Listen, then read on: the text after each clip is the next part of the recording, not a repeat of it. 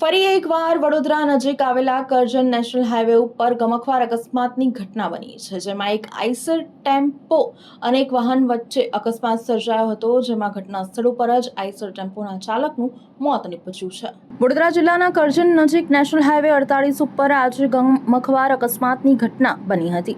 મહારાષ્ટ્રથી દૂધ ભરીને વડોદરા તરફ આવી રહેલા આઈસર ટેમ્પો દેથાણ ગામ નજીક અજાણ્યા વાહન સાથે ધડાકાભેર અથડાતા ગંભીર અકસ્માત સર્જાયો હતો। અકસ્માત એટલો ભયાનક હતો કે આઈસર ટેમ્પોનું કેબિન સંપૂર્ણપણે કચડાઈ ગયું હતું, જેના કારણે ડ્રાઈવરનું ઘટના સ્થળે જ મોત નીપજ્યું હતું, જ્યારે કંડક્ટર ગંભીર રીતે ઇજાગ્રસ્ત થયો હતો।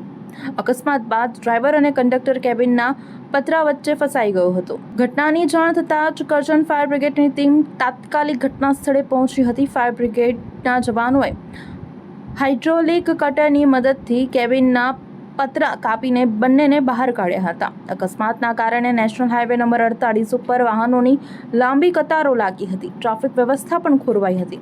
પોલીસ અને ફાયર બ્રિગેડની ટીમે સ્થળ ઉપર પહોંચી ટ્રાફિકને પૂર્વવત કરાવ્યો હતો।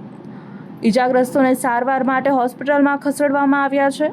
અકસ્માત સર્જી ફરાર થયેલા અજાણ્યા વાહન ચાલકની શોધખોળ શરૂ કરવામાં આવી છે। પોલીસે ગુનો નોંધી વધુ તપાસ હાથ ધરી છે।